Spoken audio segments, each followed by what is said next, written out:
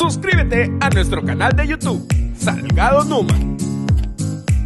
Gracias, presidente. Buenas tardes, colegas diputados y diputadas. Buenas tardes al pueblo salvadoreño y a todas las personas que están pendientes a través de las diferentes plataformas sobre el trabajo de esta nueva Asamblea Legislativa. Históricamente, cuando hablamos de la Corte Suprema de Justicia, cuando hablamos de juzgados... Hola, ¿qué tal? ¿Cómo están? Aquí nuevamente en tu canal informativo Salgado Numa. En esta ocasión les traemos una nota muy interesante, y es que podemos observar cómo antes la oposición manipulaba hasta los juzgados y mandaban bailarinas exóticas a bailar a un lugar que se destinaba que era para hacer justicia, no fiesta. Veamos aquí el siguiente video. Usualmente a la mayoría de población le traía malos recuerdos. Traía impunidad, traía decepción o tristeza al ver que la Corte Suprema de Justicia no cumplía su principal mandato. Pronta y cumplida justicia es el lema de la Corte.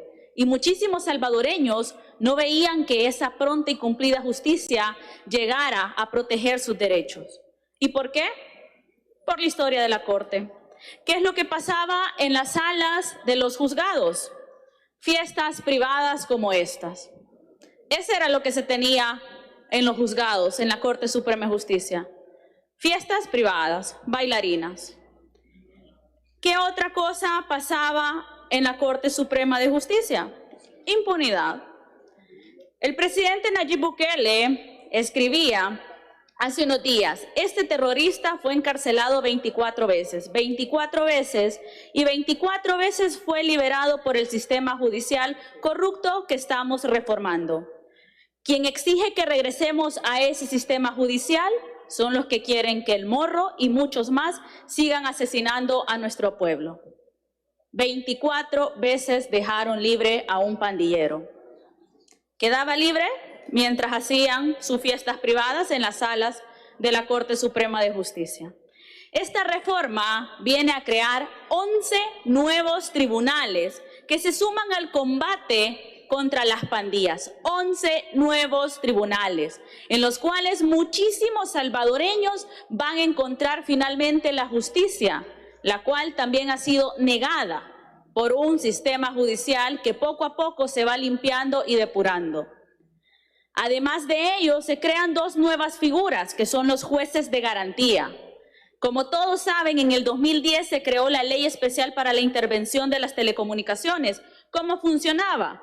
Pues la Fiscalía General de la República se acercaba con su solicitud al juez de instrucción.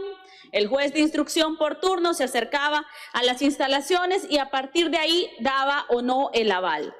Esto generaba un retraso porque de repente tal vez un juez de instrucción dentro de sus turnos tenía otra carga laboral. Este dictamen viene a crear jueces de garantía que van a estar 24/7 dedicados a dar fiel cumplimiento a la Ley de Intervención de Telecomunicaciones. Además de ello, se crea la figura de los jueces de garantía de menor.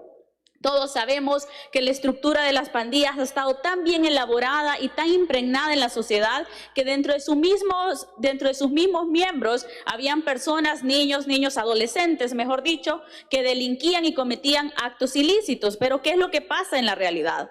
Si dentro de la misma estructura detienen a un grupo, como lo explicaba el presidente de la Corte Suprema de Justicia, y dentro de este grupo existen personas mayores de 18 años y adolescentes, estos adolescentes serán remitidos a otros tribunales y posiblemente estos adolescentes a veces serán exonerados o liberados a pesar de haber cometido el mismo hecho, a pesar de haber tenido el mismo dolo, y eso significaba también una doble carga a la Corte Suprema de Justicia. Ahora se crea la figura de los jueces de garantía de menores que estarán también garantizando que se cumplan los convenios internacionales y los derechos de los menores, pero también estarán garantizando que asuman la responsabilidad por los delitos que se han cometido.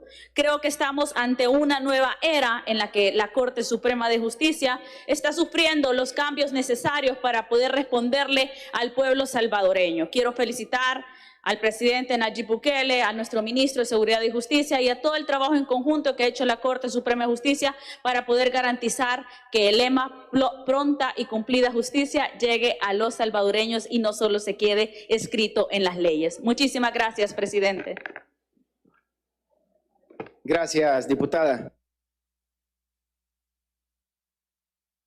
Someto a consideración del Pleno los siguientes llamamientos. Diputada Raquel Serrano, en sustitución del diputado René Portillo Cuadra.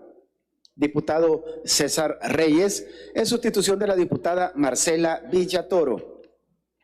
Diputada Ana Ortiz, en sustitución del diputado Alberto Romero. Diputado Manuel Rodríguez, en sustitución del diputado Serafín Orantes. Quienes estén de acuerdo con los llamamientos antes leídos, favor votar.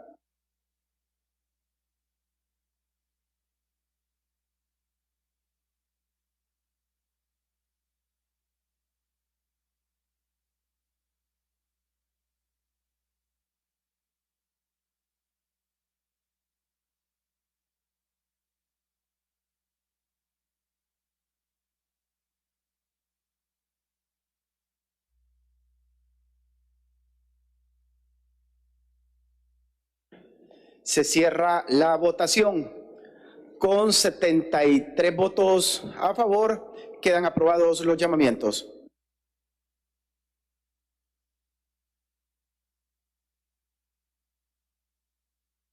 Tiene la palabra el diputado Jorge Castro. Gracias, presidente. Bueno, ¿qué es lo que sucede aquí? Realmente aquí hay una diferencia en la claridad de a dónde se pretende llegar. Así de simple. Este gobierno tiene claridad de lo que se quiere hacer. O sea, sabemos a dónde queremos llegar. Voy a insistir con el tema.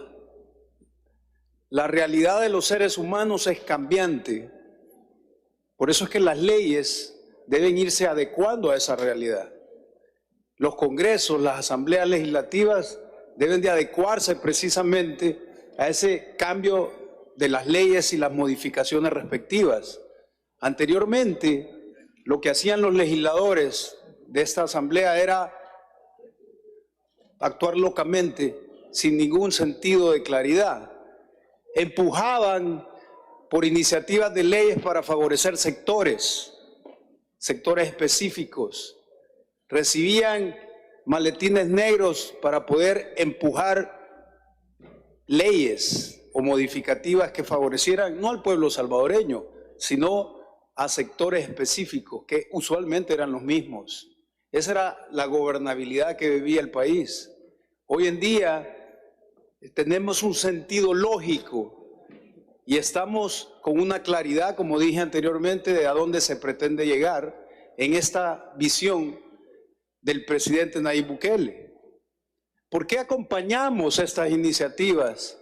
Bueno, porque los diputados somos representantes de esa soberanía del pueblo. ¿Cómo sabemos esto? Porque vamos al territorio, porque recolectamos precisamente esa voluntad del pueblo en el territorio. Sabemos qué es lo que quiere el pueblo salvadoreño y actuamos en base a esa claridad. ¿Por qué juzgados especiales?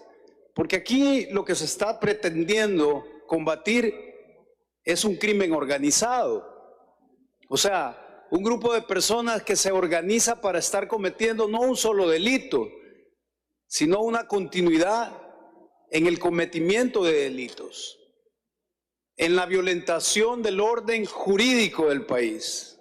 Pero El Salvador anteriormente vivía en la era donde cualquier persona podía hacer lo que quisiera, hablando de delincuentes, y sobre todo y específicamente si eran funcionarios de los gobiernos anteriores, donde la justicia selectiva jamás los alcanzaba.